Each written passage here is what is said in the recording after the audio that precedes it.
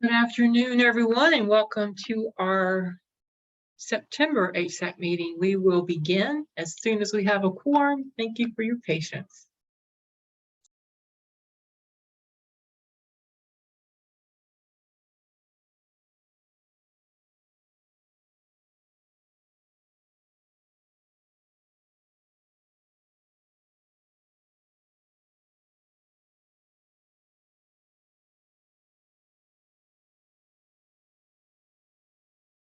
Hello, good afternoon.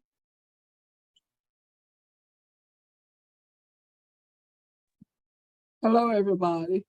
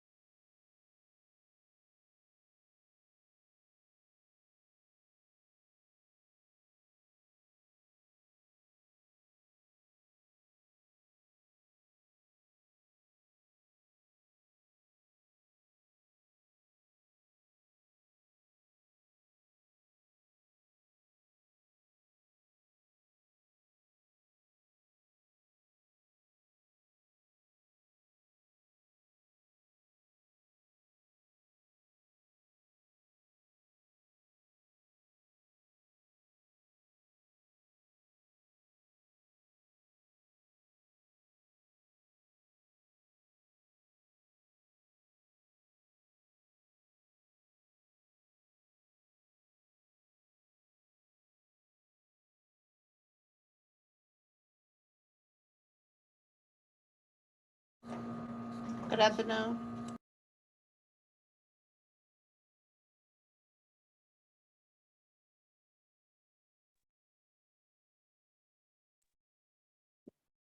While we're waiting to reach quorum, and we're almost there, be sure you fill out the form that Melissa has put in the chat so we can record your attendance.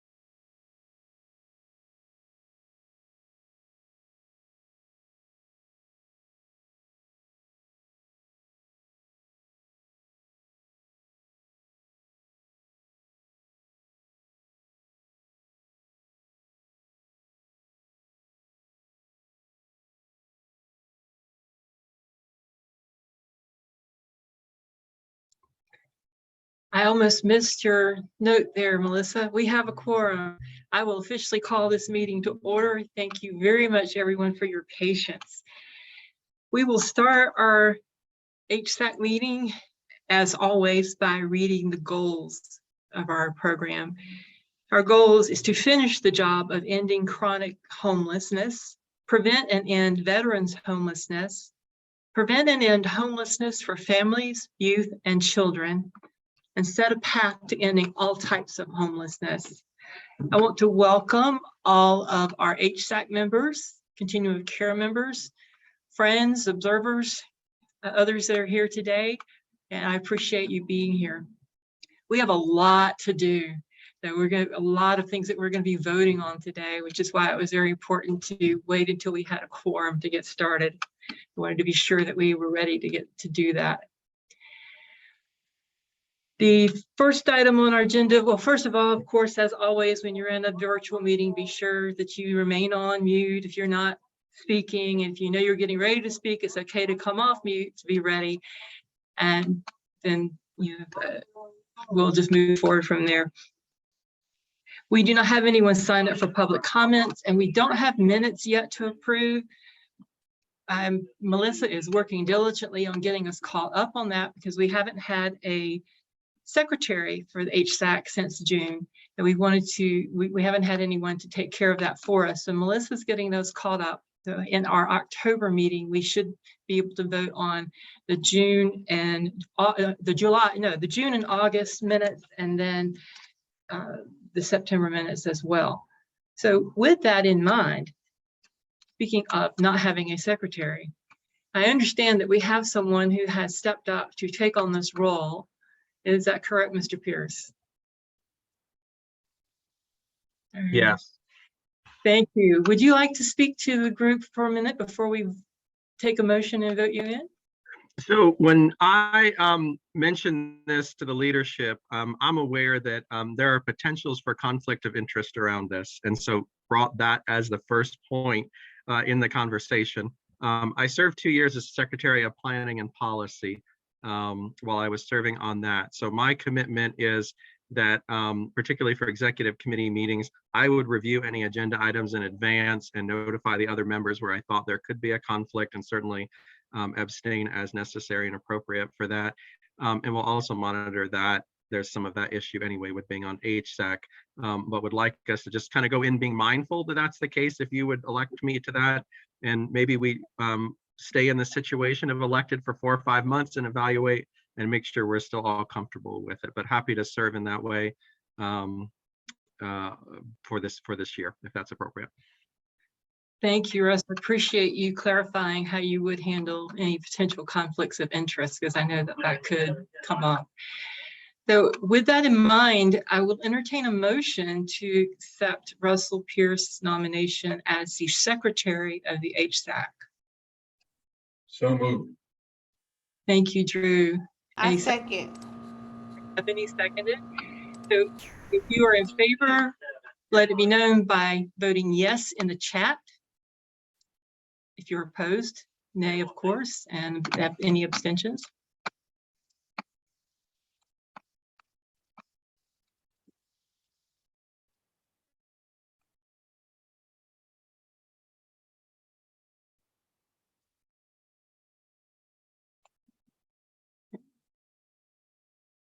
Well, it looks like we have a new HSAC secretary. Welcome aboard, Russ. Thank you very, very much. We appreciate you taking on this role. Having served as a secretary for a year, I definitely wanted to thank you for doing that. I would also like at this moment to ask Drew Cummings to give him a chance to speak. And Drew has accepted a position with, is it Granville County, correct? And I'm going to let him talk about that, but I wanted to give him a chance to speak as well. Thank you, Helen, and the rest of you for indulging me just for a second. Among all my county assignments in the 14 years that I've spent here, the work with our first 10-year plan to end homelessness, then opening doors, now Homeless Services Advisory Committee has been really one of the longest and most enduring assignments, and I've really enjoyed it. I find this important work for the county, and have worked with a lot of great people along the way, including all of you. There are not very many faces on this screen that were there when I started. I see Lloyd and Ryan, and I'm struggling to find any beyond. Carolyn, there you are. But just a few, and but appreciate everybody's hard work and energy and spirit of collaboration that you bring to this work.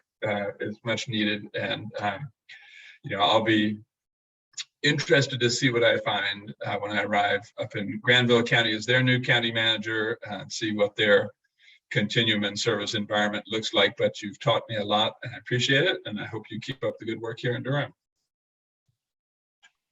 Drew, thank you. And on behalf of the HSAC, I want to thank you for your hard work and participation, for the challenges that you've given us through the years, and the wonderful information that you bring to the table. I know that you're going to do a wonderful job in Granville County, and their gain is certainly our loss. So thank you. And I'll just say that I've also been, as part of my sort of transition work with the county manager here, I've recommended that the county look carefully for another kind of good point of contact in the county manager's office to continue serving on the HSAC. So we'll see how that works out. But I think it's been good for the county manager's office to have direct representation on the HSAC and direct contact with all of you. I think that helps keep the wheels turning in an appropriate way, and think that needs to continue. Well, that is good news. Thank you for that. We look forward to seeing who that's going to be. The next item on our agenda, I think for the next several items, Jonathan gets to take the lead. Jonathan Crooms is the chair of our Performance Management Committee, and he's going to start by giving the quarterly report for our Performance Management Committee. Thanks, Helen. Jonathan Crooms with Durham County Veteran Services and the current chair of the Performance Management Subcommittee. I'm actually going to jump right into the funding recommendations that we are bringing before HSAC today, because basically that is the quarterly report. That is what we have been working on, everything from reviewing scorecards to approve the final version, to scoring the applications, and then making recommendations. So if I may, real quick, this is going to be an item that requires a vote, folks, so just be aware of that. Yeah. So I'm going to go ahead and we're going to jump right in. I am going to try to share my screen with the funding recommendations and scoring that we're bringing forth this afternoon. So bear with me for just a moment.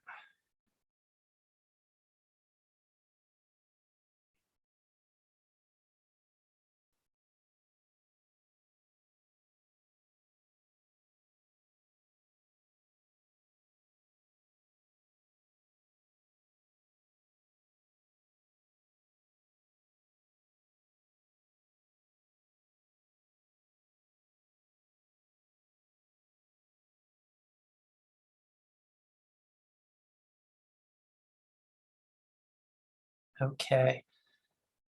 Hopefully that should be viewable by everybody. If it is not, I can certainly try to make it a little bit larger. So the Performance Management Subcommittee has been tasked with scoring for 3 different funding competitions. And the first one that I'm going to start with is the annual COC competition. So that's what I'm showing you right here. We have a list of all the projects that have applied, and here are the scores and where appropriate, as well as our rankings. I'm going to take us through and explain how to read this. So first off, for the COC annual competition, we are eligible as a COC to apply for a total of $2,207,000, $207,000 and $2,207,958. There we go. That's the total amount that we as a COC can apply for. We hold, of course, a scoring competition per HUD's regulations, in which we evaluate the projects. and then make recommendations as a COC for how we wish HUD to fund them. So as you can see here, we have multiple projects. The first project is the HMIS project. That usually gets put to the top because we absolutely have to have HMIS. It's just part of what we have to have. There's no project score that's associated with that. That's just part of how this works. In the number 2 ranked position is the LGBTQ rapid rehousing project. This project is still currently in its first year of funding. And so per our policy ranking that we have, any projects that are within their first year that, that we don't have data for get placed above other renewal projects. So that's why you see a non-renewal score. And of course, to the right, you can see the request for funds there.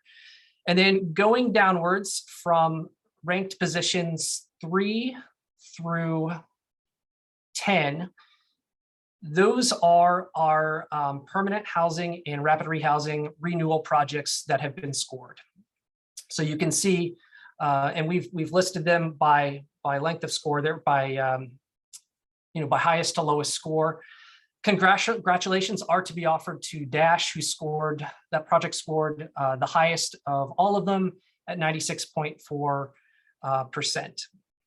So they've done some great work, and we do want to recognize that. As we look down, as you go all the way down to projects 11 through 15, that I'm going to say a little bit more about. So part of the way that HUD funds this is that there are essentially 2 tiers. There are tier 1 funding. And so if you look all the way over on the right, you can see all the projects that are in tier 1. And then there's tier 2. Tier 1 funding is generally guaranteed, nearly guaranteed, I guess it would be the correct phrase to use here.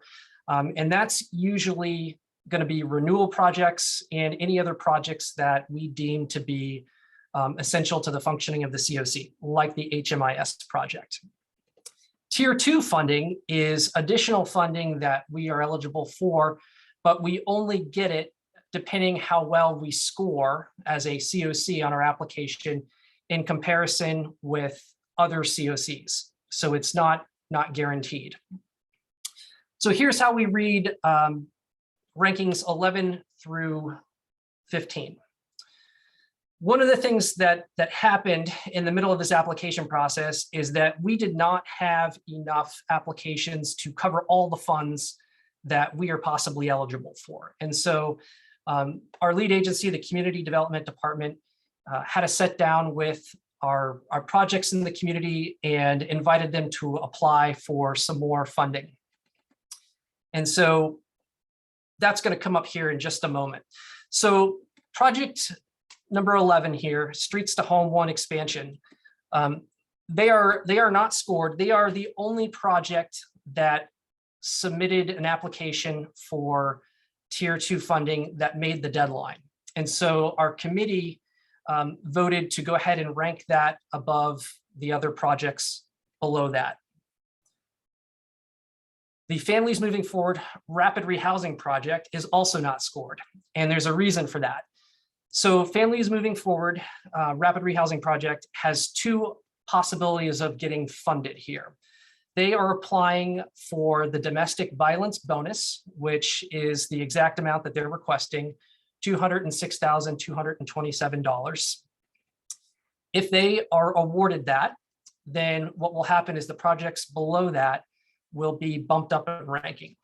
If they are not awarded the domestic violence bonus, then they maintain their position on in the ranking there at number 12. And they are not scored. They completed a pre-application.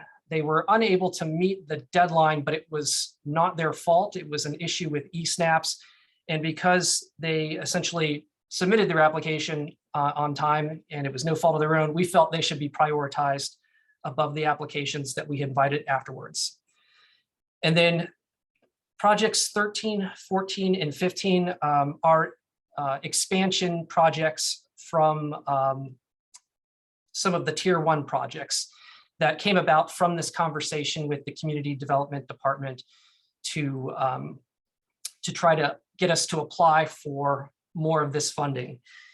If these projects did not step up and do this, we would have been leaving about 24% of the eligible money that we're eligible for on the table. So we're greatly appreciative that Housing for New Hope and Urban Ministries would step up and look to expand these projects. So that's a brief overview here on how to read this. It's a lot of information, I know, and I suspect there's probably some questions. So I'd like to stop there and try to answer those questions as best I can.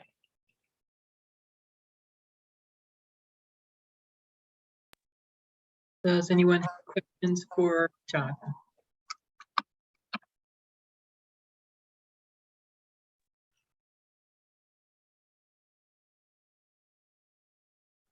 Yes, Jonathan, this is Jerome Stevens. Could I get your contact information, please, sir, at some date? Sure, I'd be delighted to put it in the contact for you. Thank you, sir. In the chat log. Thank you. I have a question, Madam Chair. Lloyd, I think, wait, Commissioner Carter and Lloyd had hands up, so. Lloyd, go ahead. Good afternoon, everyone. Lloyd Schmeiler with Community Development Department. One minor correction. Projects number 11, the Streets to Home 1 expansion, is ranked to be funded under Tier 1. And if the Families Moving Forward project, rapid rehousing, is not funded through the domestic violence bonus, a portion of that project would still be under Tier 1, and the remainder would be in Tier 2, as it says in the final column. It straddles the line between Tier 1 and Tier 2. I think, Jonathan, if you want to scroll down, I think the portion that's in Tier 1 is certainly substantial enough. It's about $100,000, I believe, that would allow for a worthwhile project if it is not funded under the domestic violence bonus. Yeah, thank you for correcting me, Lloyd. I misspoke there on that. Thank you, Lloyd. Commissioner Carter? Yes, thanks. I just want to verify, Jonathan, thank you for your report and for your work on this. But I just want to verify that we now are able to spend all the money that we're. Yes, so we have applications to cover the full amount that we're eligible for. Okay. It doesn't mean that we'll get all of it, but Okay. at least we are not leaving it on the table. Great. We're submitting applications, and that Tier 2 and below, it will all depend on how well we score in comparison to other COCs. All right. Thank you very much. Sharita, did you have a question? I think Commissioner Carter kind of answered it. So, because I see the funds requested box, but I don't see like a box saying, yes, we agreed to fund them fully. And then I also see this renewal project score list with a wide variety, ranges of scores. And I want to know if the scores had any impact on the funding request numbers. But I guess they don't. Is that correct, Jonathan? So, I mean, as far as, scoring goes, they would have an effect on what we ultimately would decide, but there's sort of more at work here because of the tier funding thing, the way it works between Tier 1 and Tier 2. So it didn't, as far as the projects go, I don't think it affected, their request. They asked for what what they wanted. And we didn't, the only project that we had to recommend less funding for than they asked for was the Fresh Start expansion of Urban Ministries at 15, just because at that point there were now more asks than we had eligible for.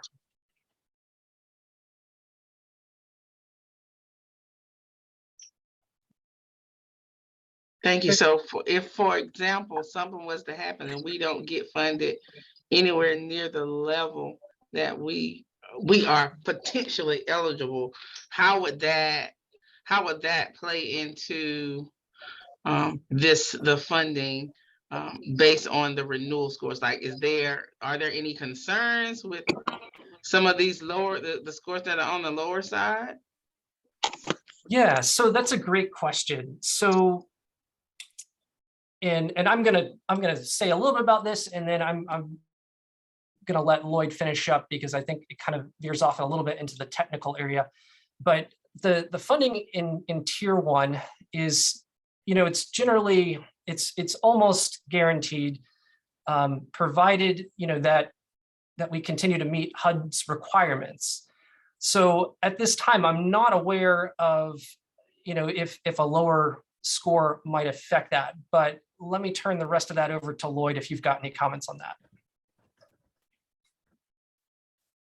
That's correct. The renewal project scores come into play when you have more projects applying for money than you have available. This year, we can not only put all renewal projects completely under tier 1, but because we had 2 reallocated projects, we're able to recommend some new projects for funding in rows 11 and 12. So the renewal projects can be funded. We continue to be concerned about low performing projects and continue to encourage all of our renewal projects to continue to work to improve performance with their project participants. Certainly the scores of the renewal projects influence the rankings of projects 13, 14, and 15, as they are in the order of the project that is proposing to be expanded, as you can see, from 85.7 down to 64. And according to the instructions from HUD, the lowest performing or lowest ranked projects have less of a chance of being funded under tier 2 than the projects at the top of tier 2 as well. So that does influence, if we do get funding under tier 2, the projects scored at the top of tier 2 would have a better chance of being funded than the projects at the bottom of tier 2. Tier 1 projects will be funded as long as they meet HUD's threshold requirements and do not have any findings or any concerns that HUD might identify as they review their applications. And in my recollection, we've never had a tier 1 project that has not been funded. Thank you. Russell? Well, just going to share, since the Rapid Rehousing 1 program for H&H is in the low scoring, one of the pieces we've had to recognize is that the 1 and 3 programs work hand in hand, and one is heavier on number of clients and the client assistance, and one is heavier on the staffing. So there are only 3 clients normally meant to be in Rapid Rehousing 1, because most of it is staffing. And so the reality has been, if there's 3 folks, and if one of them has a great struggle and isn't successful, you've just tanked a third of your potential numbers on a 100-point scale, if that makes sense. Okay, And, good to know. yeah, Thanks. and so we're in the process of trying to merge those together going forward, so we won't keep running into this because it affects us and things, but also the community. So.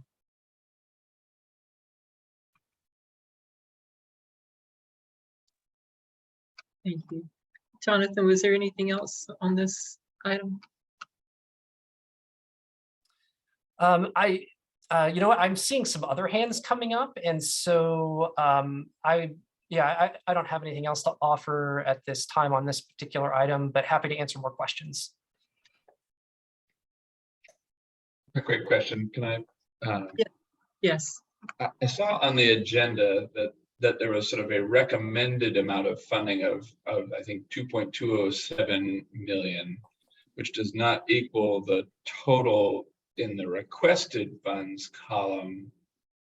So it was unclear to me also just kind of the way that that cumulative funds requested column is added up. It's a little unclear if that's also what we're recommending, you know, where we are recommending the whole amount requested, where we're recommending some, you know, not 100% of what's been requested, et cetera.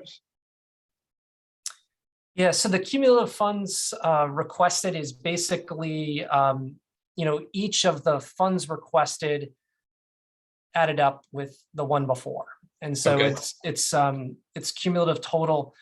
The total amount of funds we will be requesting is just the total amount that we are eligible, the $2,207,958. What will happen is we're going to be recommending a little less on the Fresh Start expansion than was asked for. So essentially, what they are being recommended is what is left that will get us to that 2.2 million. Okay, that's clear. I think I asked in a previous year when we looked at the same chart that it would be helpful to have a column that is the amount that's actually being recommended compared to the amount being requested. It makes it a little, maybe make it a little easier to kind of know what we're voting on, but I appreciate the clarification. I agree with that too, Drew. Yeah, that would be a good idea. We can improve that for the future, absolutely.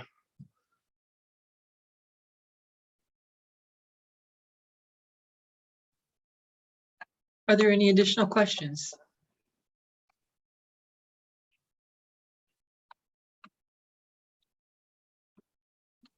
Had a comment, Helen. Yes. So I would just like to make it clear. So if there are any issues with the funding for tier 2, you know, UMD is definitely more than willing to forego any of our funding to make sure that the higher scoring projects get their full request. We appreciate that, Sheldon. Thank you. One more chance. Any other questions?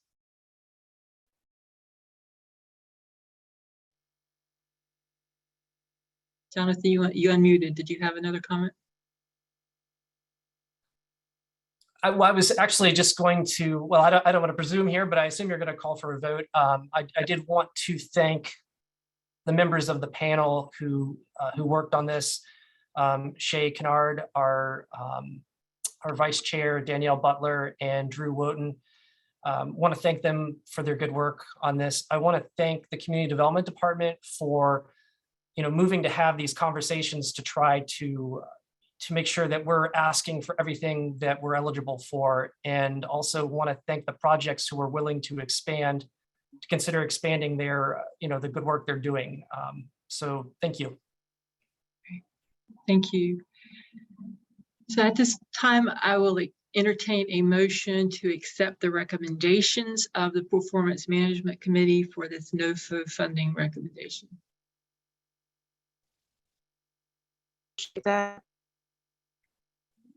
That's a motion by Shay Kennard. Do I have a second? Second. Second by Drew Cummings. Put your vote in the chat, yes if you approve, nay if you do not approve, and abstain if you need to abstain. This is for HSAC members only.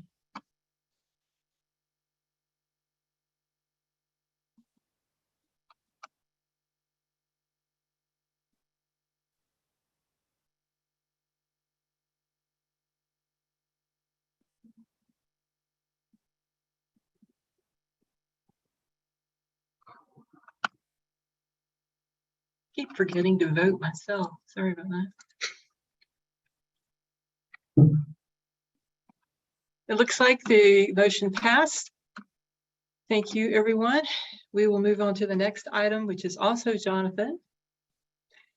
Talk about some special NOFO funding recommendations. Okay. All right, thanks again, Helen. So funding scoring panel number 2, there was a wonderful opportunity for our COC to apply for some supplemental funds to address unsheltered homelessness. And this grant is worth a total of $62,266 that would be spread out over 3 years. And we had 2 applications for this funding opportunity. We had one from Housing for New Hope to apply for a supportive services project to expand some of the services that they provide in their street outreach. And then we also had a project from A&P Smith to expand some of the work that they're doing in their outreach with unsheltered and homeless folks. We reviewed both applications, and we, as a scoring panel, are recommending that the full amount of the money be awarded to Housing for New Hope. Housing for New Hope had a very strong application, and the panel was unanimous in their support for it. We greatly appreciate the application from A&P Smith. There were some concerns that we had with it, and the conclusion that we drew is that they're just not quite ready to implement a HUD grant. And so we want to say, while we're giving you bad news, we want to keep encouraging you with a good work, keep participating in the COC, and during the next funding cycle, if you all want to apply again, please do attend the pre-app workshops that the Community Development Department offers, as we get close to, the funding application process. So in sum, we are recommending that the full amount be awarded to Housing for New Hope.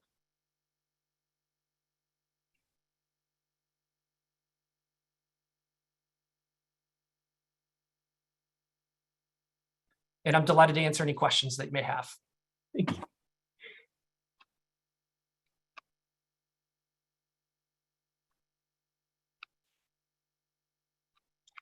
Again, this is another item requiring an HSAC vote.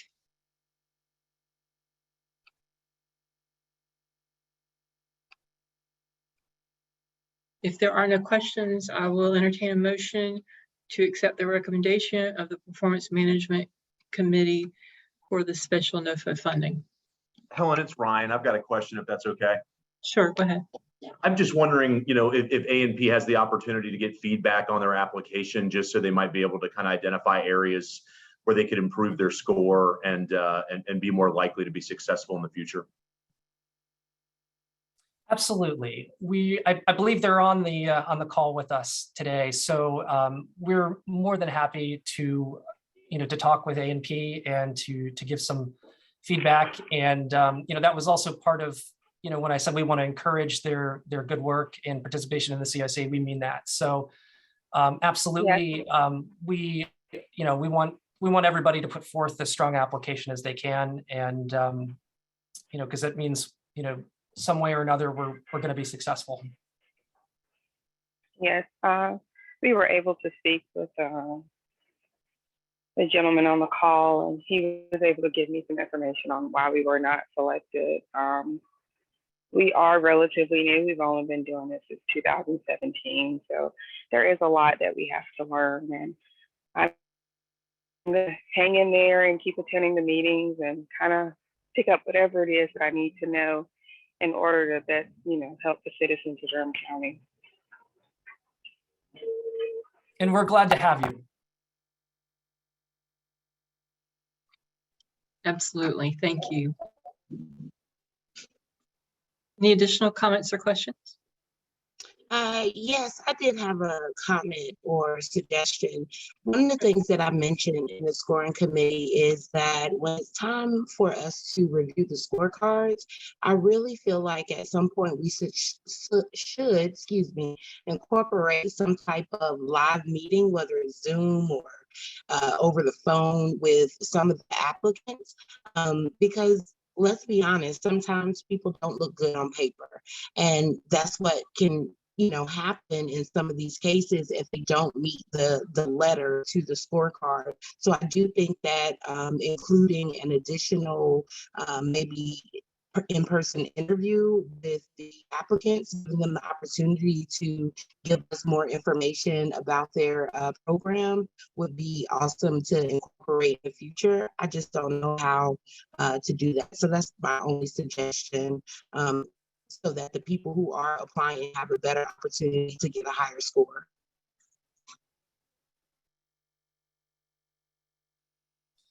Yeah, I appreciate those comments and of course appreciate your participation on this panel as well.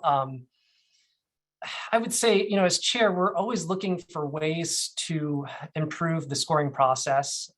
No process is perfect. I candidly don't know if we can incorporate, an interview, but I think that's also, part of the reason that the community development department does the pre-application workshops, to try to help bring out the best, in the applicant's project, to put it on paper. The other thing is, of course, we're subject to HUD's process and the COC application. So I think I would have to rely on Colin and Lloyd to, for any further, explanation on whether that might be possible to do. I'm candidly just not sure.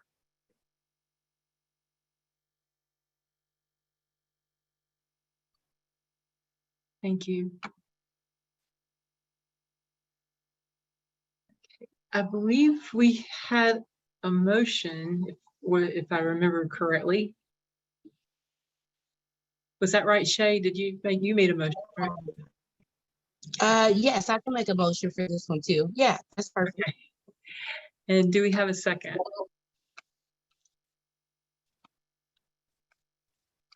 I'll second him. Who is that? Janine? Okay. Thank you. Sorry.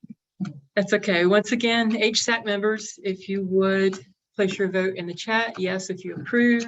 No, if you do not approve. Abstain if you need to abstain.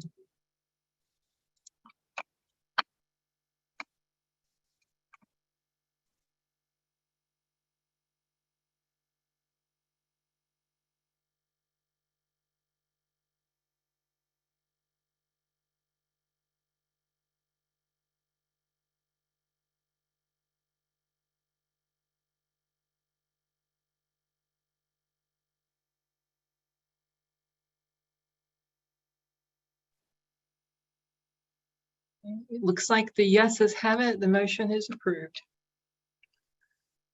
So one more time, Jonathan, we're going to call on you to talk about another item that requires a vote by the HSAC, state ESG funding recommendations. Absolutely. And before I jump into that, thank you again to Shay Kennard and Danielle Butler for joining me on that panel. Okay. So the last funding recommendation we're making today is for the State of North Carolina Emergency Solutions Grant. So here's what you need to know about this. Our COC is eligible to apply for up to $172,255. But here's the trick with that. There is a 60-40 percentage breakdown. We have to spend a minimum of 40% of that amount on housing stabilization activities, such as rapid rehousing and HMIS implementation. That's a minimum. We can have more than that, but we can't have any less. The remaining 60% can be spent on emergency services such as shelter and street outreach. And so roughly 40% comes out to $68,902, and 60% comes out to $103,353. So we had a lot of competition, as we tend to do every year for these funds. And here are the recommendations that we are making. So for that 60% pot, we have 3 projects that applied and could be eligible for that. We have emergency shelter operations with families moving forward. And then we have 2 street outreach projects, one for Open Table Ministry, one for Housing for New Hope. And when we looked at all the scores and considered the options for how to break this up, what we decided as a panel would be most fair would be to separate the projects by project type. And we are recommending that Families Moving Forward, as applying for emergency shelter funds, be awarded $52,398. And then we are recommending that the remaining pot of that money be split between the two street outreach projects at Open Table Ministry and Housing for New Hope. And so Open Table Ministry, we're recommending 23,000. Excuse me, I misquoted again here while I'm reading and talking. Families Moving Forward, we're recommending 51,677. Open Table Ministry, we're recommending 23,771. Housing for New Hope, we're recommending 27,905. So that is just on that pot for emergency services. The two projects below that fall into the housing stabilization activities pot, which we would be looking at, again, that total 68,902. So after reviewing the applications, we had one from Housing for New Hope for a rapid rehousing project. We had one from the Durham Crisis Response Center for HMIS implementation. We decided and are recommending that Housing for New Hope be awarded the full amount of that funding, the 68,902. They had a very strong application. There were some concerns and some ambiguities in DCRC's application. And so we felt that because of that, Housing for New Hope merited full funding on that front. So those are the recommendations. Before I take questions, I'll go ahead and thank our scoring committee, Shay Kennard, Tracy Stondino, Danielle Butler, and Sally Wilson. And I'll be delighted to answer any questions about this. Thank you, Jonathan. Are there any questions?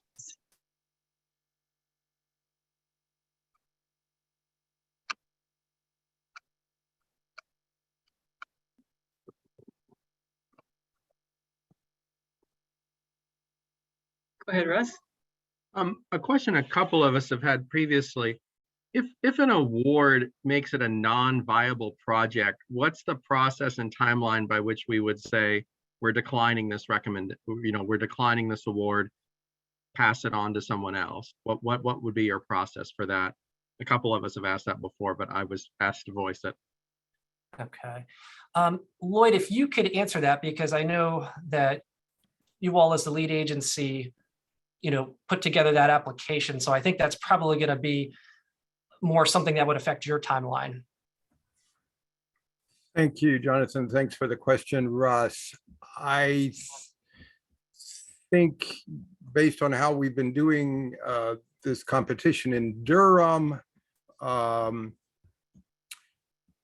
we're really not set up to deal with a situation where somebody determines that it's not a viable project. I think we do have appeals processes outlined in I believe in the scoring document or in the instructions. I think, if for example, Housing for New Hope would be suggesting that the 27,905 that's being recommended for Housing for New Hope for street outreach would not enable you to be a viable project, the executive committee on behalf of the HSAC could decide to award those funds to Open Table Ministry. One of the questions that your question reminds me of is on the state's regional application. It asks whether organizations and projects have consulted with the COC in completing their project applications.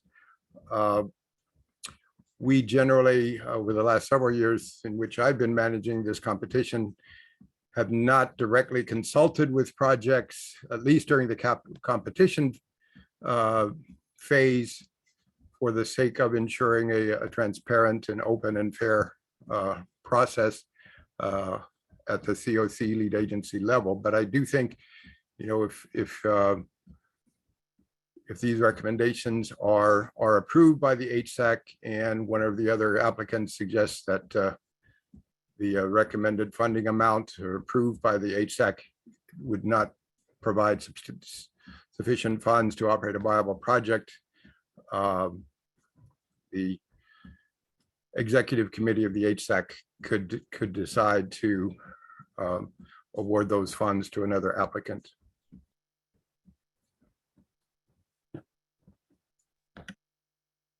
You know, my hope in hearing that is that maybe that doesn't happen, but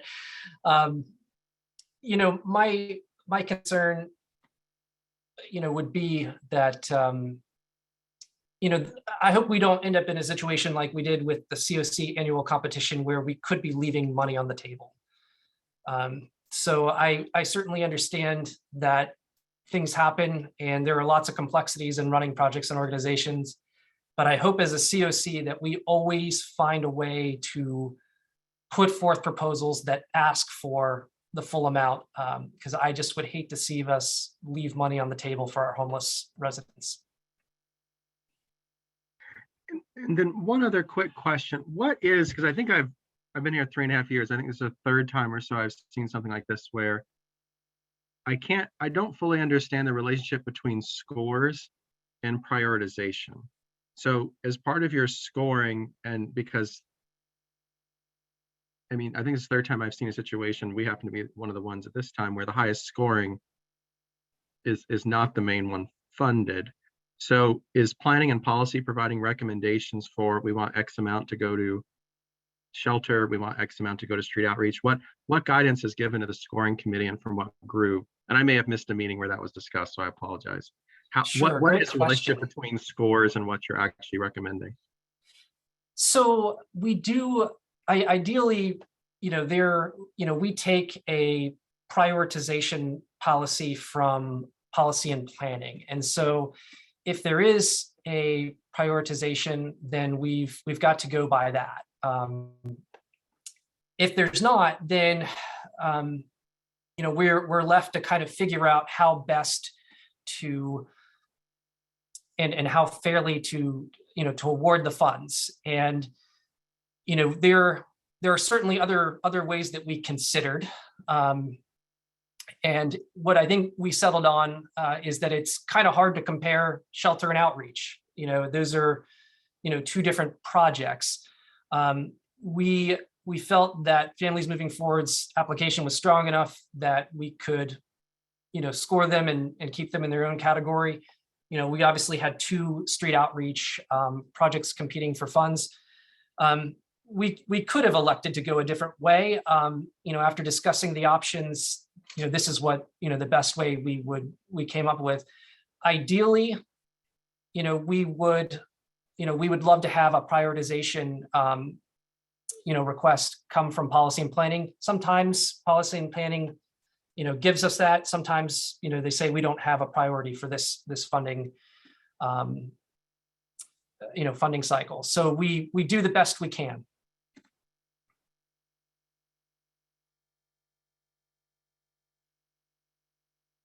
Thank you. I just want to bring attention to the comments in the chat too. Tarita said that it's the 60-40 split first, right? And then Lloyd's responded, yes, 40% must be spent on housing stabilization. However, the COC could decide to prioritize more of the total amount for housing stabilization. Yeah, that really, I think, hamstrings us because it, you know, it kind of forces us to split it up right away. And these are, you know, these are recommendations. And so if, you know, like with any of the ones that we made, if the larger HSAC feels, you know, differently about that, it is the priority of the, you know, the prerogative of the group to, you know, to change that if they don't feel that this is accurate or adequate.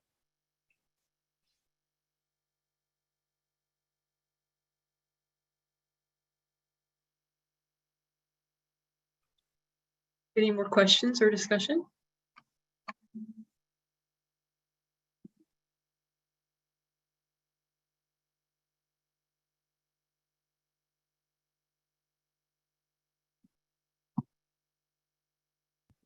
I will entertain a motion to accept the recommendations of the Performance Management Committee for the state ESG funding competition. And if you would, when you make a motion or second, please state your name. So we have I that. have a question. Can I ask a question? Yeah, please, Teresa. So in light of Russ's question, I'm just thinking like we have this other part of funding that street outreach services could, definitely fall under that we just looked at before. But is there some reason that we should be looking at the pots? Is there like, is one of the programs easier to use than the other? I thought ESG was the harder one, but just try to get some clarification on like your thoughts around this scenario. As far as that concerned, is one program or one pot of funds easier to use, has less strings, makes it a more ideal program to have funds from, or anything like that that we should just know? And Jonathan or Helen, I can respond to that if it's helpful. Yes, I was going to say a project would know that better than I would. So one, I think we probably just all for our awareness need to note that special NOFO, it's not any kind of guaranteed pot. It is a national competition, and there's a lot more work to do for a number. I mean, we worked with Open Table. They're a subrecipient on that project. So it's not that the community is not working together on these pieces, but I think we're all realistic that we're competing against cities with thousands of people who are unsheltered, and they're going to get bonus points for that no matter how amazing an application we put in. So I think we're realistic. We're all very hopeful, but realistic. When it comes to like the paperwork and compliance burden on some of these, it's significant. I mean, I think I've joked, even it's probably on some previous recording. I remember early on when I came, we had I think we were asked to take on state ESG funding for rapid rehousing in a similar scenario. Like if someone doesn't take it, we're going to lose out. Will you please do it? And the paperwork burden is always really great with state ESG. But for example, there was a month where we hadn't even activated it yet. The paperwork was 70 plus pages to submit and say, we didn't spend any money this month. And I'm not joking. Ricky's on and can confirm that unless it triggers her, which would be understandable since she did all the work. But it's just a very heavy paperwork burden and documentation burden for state ESG. So that's where it gets to be really challenging. Yes, there you go. She's triggered. Sorry, Ricky. That's my fault.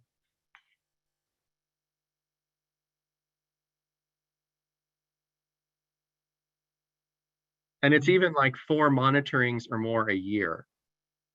It's pretty significant overall.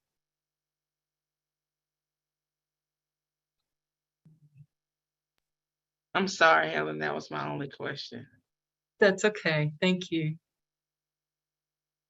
The more questions y'all ask, the more I learn. So because I'm okay with that.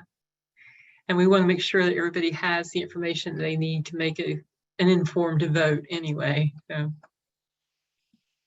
do we have a motion to accept the recommendation of the Performance Management Committee? And again, please state your name if you make a motion or a second.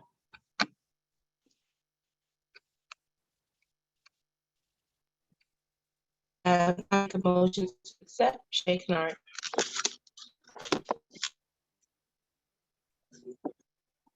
This is Heidi, I second. Thank you, Commissioner Carter.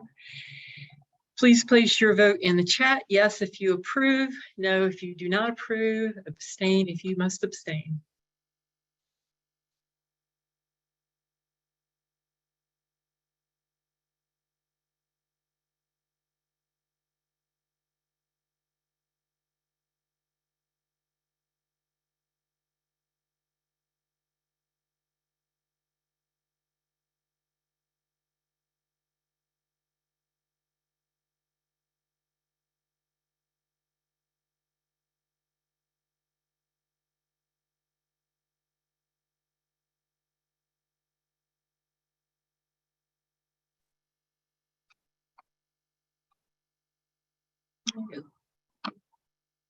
Looks like we are mostly yeses and maybe a couple of abstains, but no nays. So the motion is carried.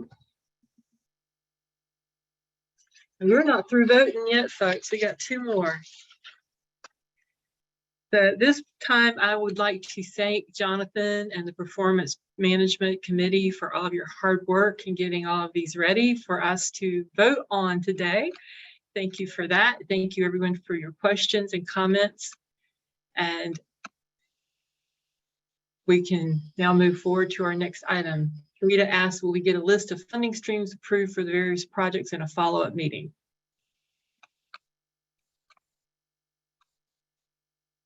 I don't know, will we?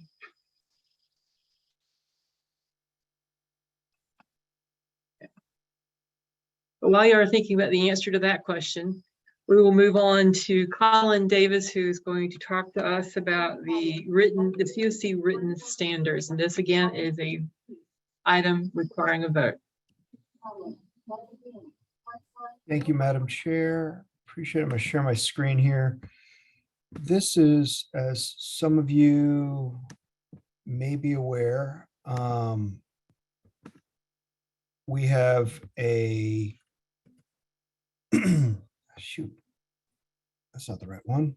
I grabbed the wrong folder. Hold on. We have a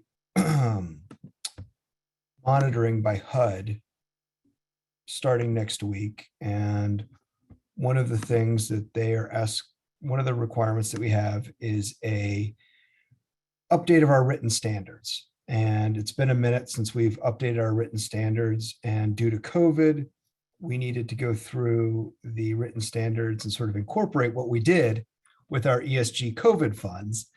And all the updates that we had done were very predominantly administrative cleanups. It was sort of putting into words what we had been doing over the last 2 years.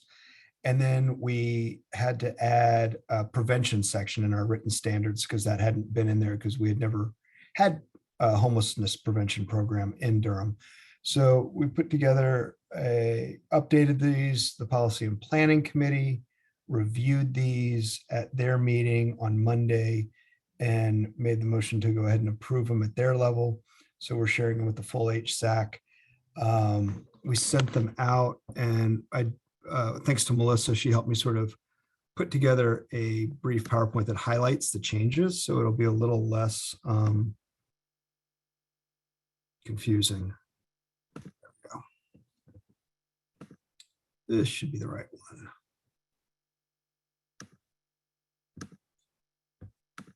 So what we did is sort of went through, we had to update our funding sources and sort of clean them up, that we added our dedicated housing funds because those dedicated housing funds get leveraged with ESG. We added the ESG CV funds and clarified that the CDBG funds are services funds. Then we really got rid of a lot of redundancy. We had a lot of the definitions repeated over and over and over again throughout the document. We got rid of references to the VI SPDAT as we no longer use that anymore. Took out some definitions that were duplicative and added some other codes. We went through here, updated, did some formatting updates just for alignment. We needed to add equal access stuff where we don't discriminate on gender, sexual orientation, marital status, and family composition, because those hadn't been incorporated yet. Even though we have been consistently, those have never been a problem in our system. We've been working that way, but we needed to formalize it. We added the definition for the dedicated plus in addition to regular PSH. And then we added some reference links where we talk about, following the coordinated entry policies and procedures. We didn't want to rewrite the policy, the coordinated entry policies and procedures in our written standards. So it's by reference in this document. We did need to go through and talk about the COVID expectations that everybody, encouraged all of our homeless service providers to take full advantage of testing and screening and vaccination events, and coordinate that we had to sort of call out that we coordinated with public health and others to make sure that we follow state and local recommendations, and that we had a coordinated process for handling anybody who tested positive for COVID-19, which all of you know, we had a very comprehensive plan in place for our guests who tested positive for COVID-19.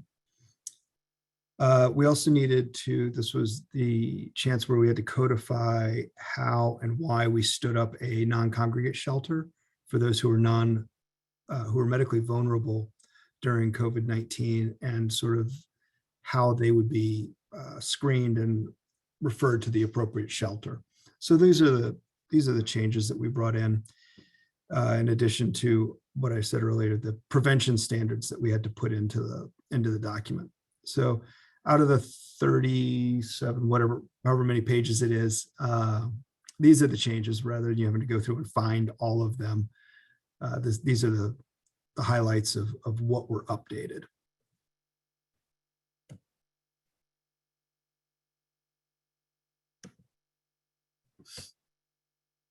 So with that, I think if there's questions, I'm happy to answer as best I can. This has been sort of a work in progress that we've been working on for quite some time. And just whenever we have a spare minute, we try and go in and do some updates. And it finally came down to crunch time, like, oh, we got to get this finished.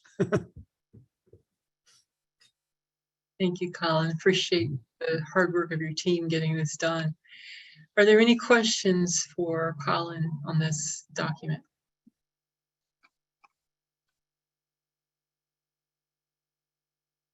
Colin, this is Tracy. Is this a online desk monitoring or in-person monitoring visit with HUD? The HUD monitoring for the ESGCV, it's actually coming out of the DC headquarters, not out of the Greensboro office. And it's going to be a virtual monitoring that's beginning on Monday, the 19th. So we are in the process of collecting 18 client files from, well, a total of 36 client files are the next round of documents that have to be uploaded for HUD to review. So it's a process, but we'll get through it.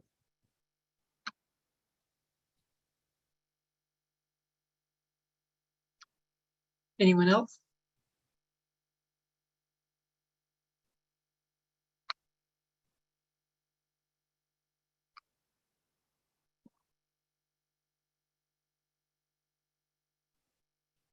I think you can ask for a motion, Madam Chair. I am. But every time I do, someone has a question right at that moment. I will take a motion to accept the approval of the COC written standards as presented with, you should have received a copy. This is sure. Go ahead. I was making the motion. I was good. Oh, sorry. Sharita has made a motion. Thank you. Okay.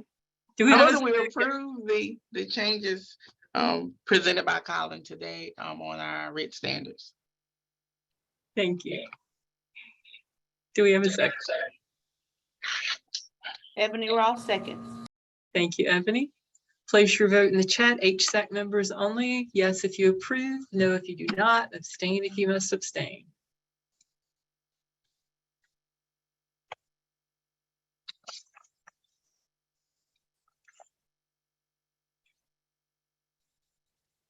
If I could be so rude to make a shameless plug for policy and planning in this moment.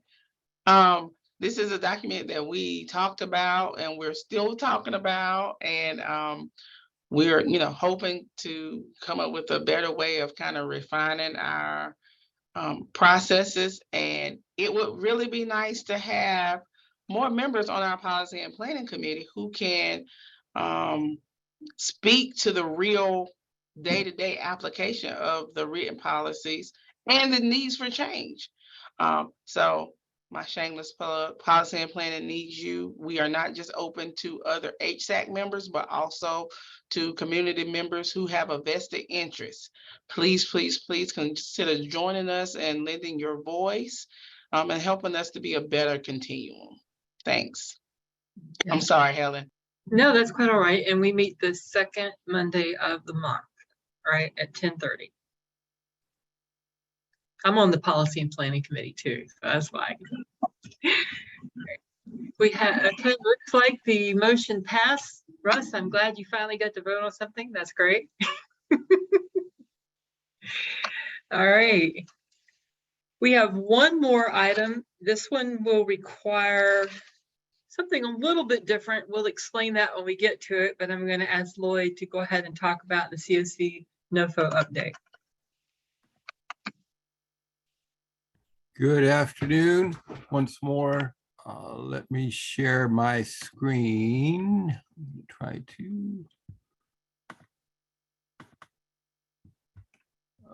Starting at the end rather than at the beginning.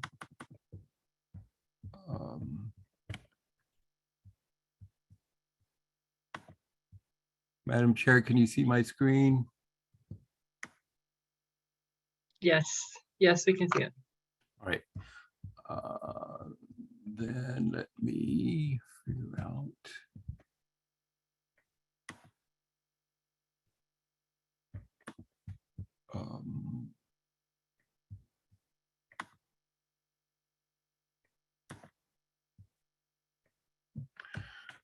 Let's see. Trying to get to my show slide, show screen. Start the video. Anyway, we're going to go with this. The collaborative application overview, we sent the current draft of the collaborative application to the HSAC and the COC yesterday. The COC consolidated application is due to HUD on September 30th, which is why we're having this meeting early. We need to inform projects, I think at least 15 days before the application is due to HUD, whether they're going to be recommended for funding or not. The COC consolidated application has three components or parts: the priority listing, which provides the list that the HSAC approved earlier this afternoon. That is given to HUD. The associated project applications for each of the projects that are recommended to HUD for funding, and even projects that may have applied that are not recommended for funding, those also are submitted to HUD. And then thirdly, the third part is the collaborative application. You've approved the priority listing today. What we're going to need approval of by about September 27th is the collaborative application.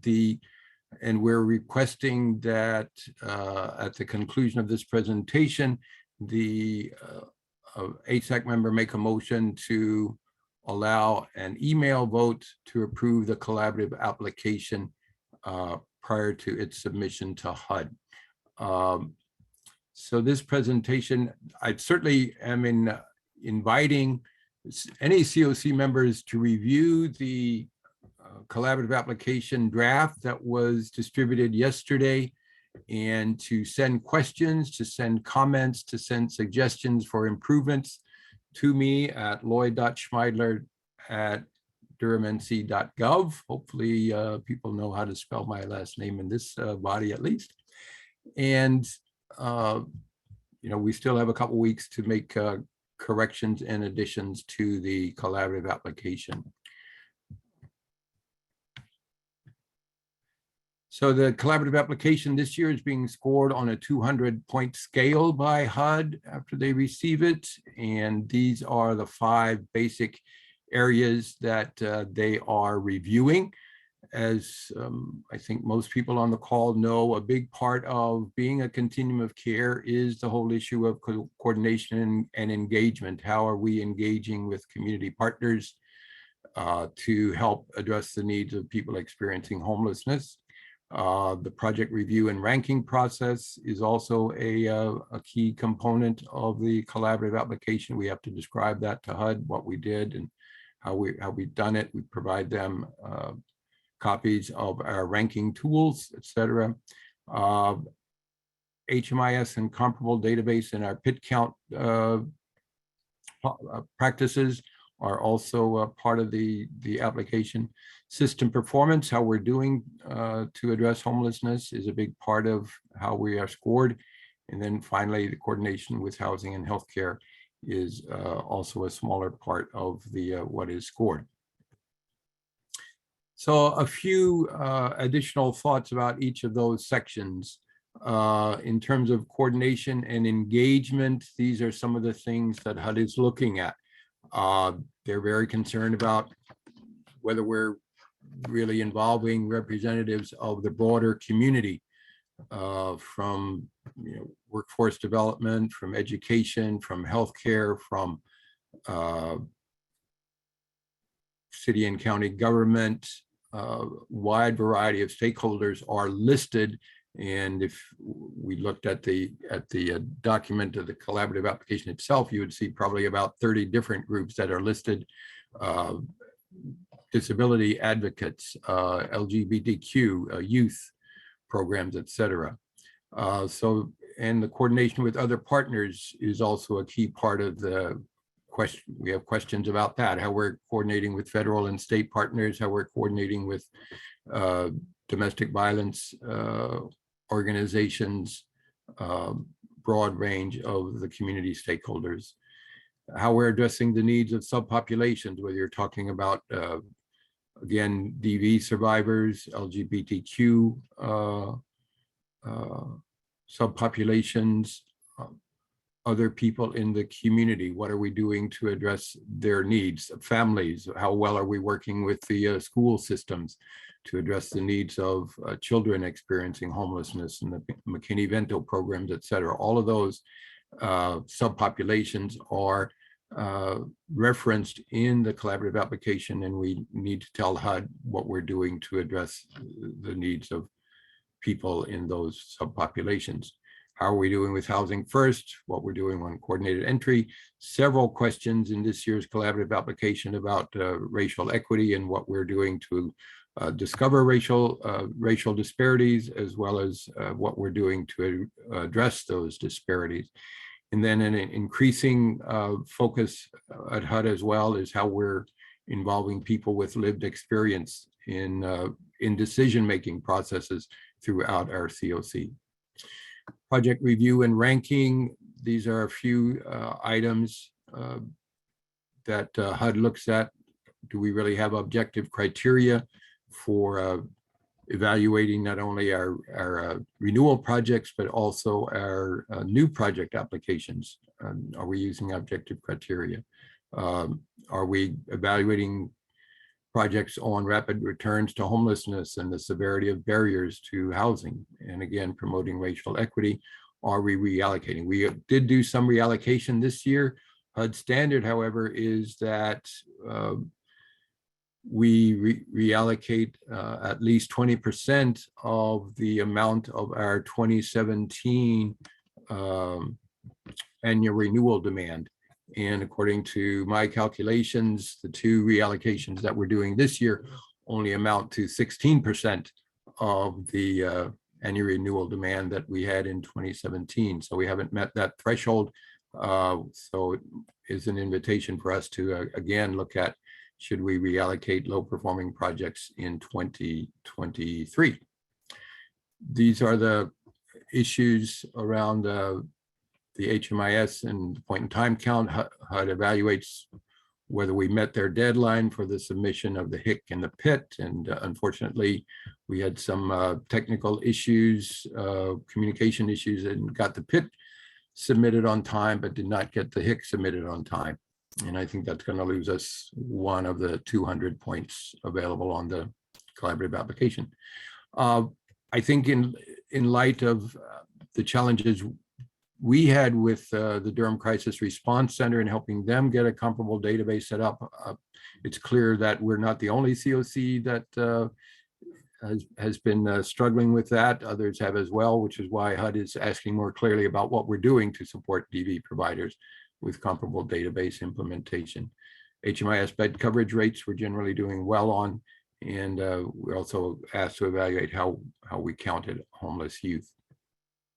system performance. These are the basic system performance measures.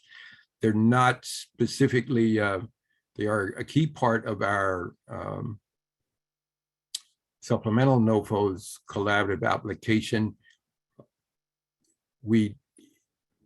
In the collaborative application, I think the questions are more around what are we doing to address these numbers rather than looking at the numbers themselves. HUD receives these numbers from our system performance measures and our longitudinal system analysis, which is submitted to HUD at another time of the year. And then coordination with housing and healthcare. Again, HUD is encouraging COCs to use housing resources and using housing resources that are not funded by the COC to provide permanent supportive housing or rapid rehousing to people moving out of homelessness, as well as to get healthcare resources contributed to the supported services that people need to maintain housing. This is a brief list of the required attachments. This kind of verifies to HUD that we are publicizing our COC competitions and our scoring tools, etc. HUD wants to see a scored form for one of the renewal projects and these other things as well. We need to do a screenshot of the web posting of the consolidated application, as well as a copy of the email that we send to you later in the month that notifies the entire COC that the consolidated application is approved.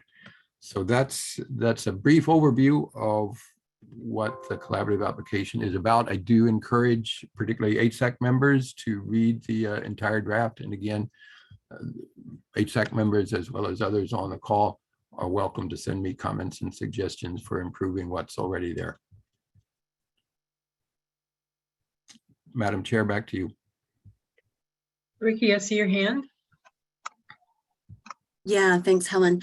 Lloyd, so it's the strength of the collaborative application that makes projects in the tier 2 funding pool possible, right? Like if the collaborative application doesn't score well, we lose the opportunity to maybe fund those tier 2 projects. Is that correct? Well, if you read the NOFO, there's 2 parts to it. There is the collaborative application is worth 50% of the points available.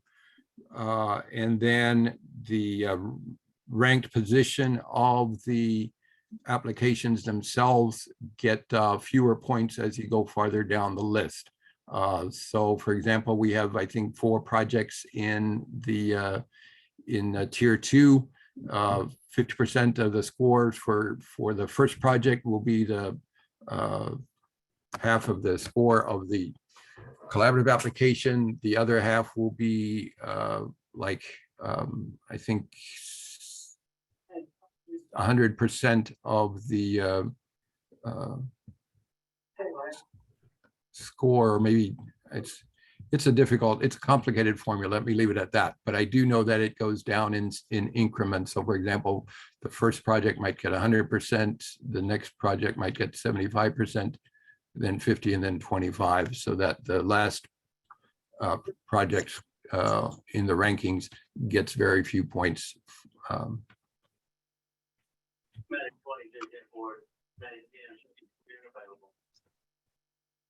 Any other questions?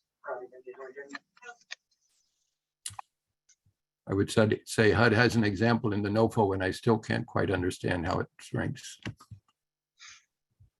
It's because HUD's always clear as mud. Well, they have good mathematicians to help them with these formulas. So Lloyd, if you would remind us when the reason that we're doing a delayed, we're not going to be voting on this today. We're going to be taking a motion and a second to do an email vote. So if you would remind us the dates that we need to be looking at for this. We need to post the consolidated application to the website by September 28th. So I think the committee should be looking for a copy of the application on September 26th or 27th and doing a one-day quick turnaround to approve the consolidated application. You've already approved the priority rankings.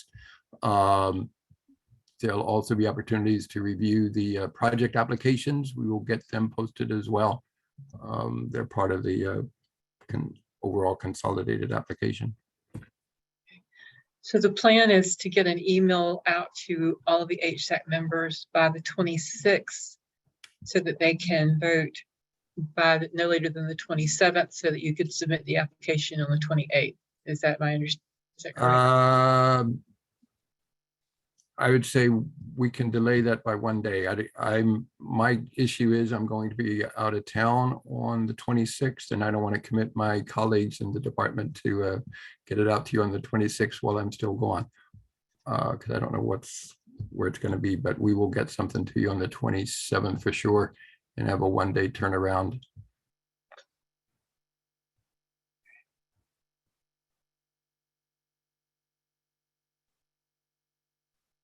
So I will, if there are any more questions or comments, now's the time. If we can get it out to you earlier, we certainly will. The sooner the better, but yes, we understand we have deadlines, so we have to meet there, but yes. Well, what we'd like to do is take a motion to do an email vote, a motion and a second to do an email vote on this matter. So when they get the rest of the information that we need to actually do the vote, then we have permission to do that vote at that time.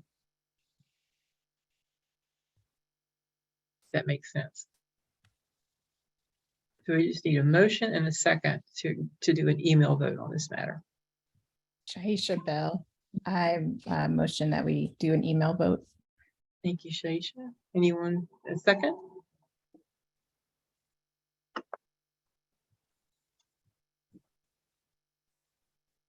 Shay Kennard, I second. Thank you, Shay. We have a motion and a second to do an email vote. So once they have the information they need us to vote on, they will send that out. And again, it will be a quick turnaround. So please watch out for that and respond as quickly as possible. Okay. That is everything that we have to vote on today. And the last couple of things on the agenda, since we have 2 minutes left in our meeting time, is just a call for our standing committee members. We have the COC Governance Charter delegates HSAC responsibilities to standing committees, and right now we need one more COC member and one more HSAC member on the Policy and Planning Committee. So if you are interested or willing to serve on that committee, as Sharita was talking about, we meet the second Monday of every month from 10:30 to 12, and we would certainly love to have you to join us for that. Madam Yes, Chair, please go ahead. do we actually get a vote on the motion to do an email vote? My understanding was that all we needed was a motion and a second, that the vote will come later via email. Well, we need approval of the motion to do an email vote. Okay, then if you approve to do the email vote, then put yes in the chat or nay or. Thank you. No problem.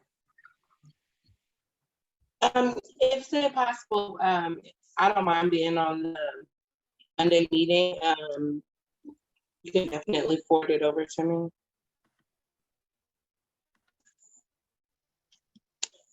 Breaking up, were you saying you would be on policy and planning, or is that? If so, you can let us know after the meeting, because we're getting ready to, it's almost time to go. I tell you what, this has been a great meeting. We've got a lot done today, folks. Thank you very much for your participation. I'm going to just take my advantage as chair right now and do my one announcement, and is that we finally have dates that we can get started on doing flu vaccination clinics for our shelters and such. And so I will be getting in touch with those of you who usually partner with us on that within the next few days to start scheduling those clinics for you. With that, we will officially adjourn our meeting. Thank you very much. I could take a motion to adjourn in a second, or we could just leave. I think everybody's motioning to adjourn. I see the movement. It looks like a motion to me. Yes. May have a good day. I always forget that part at the end to do a motion to adjourn.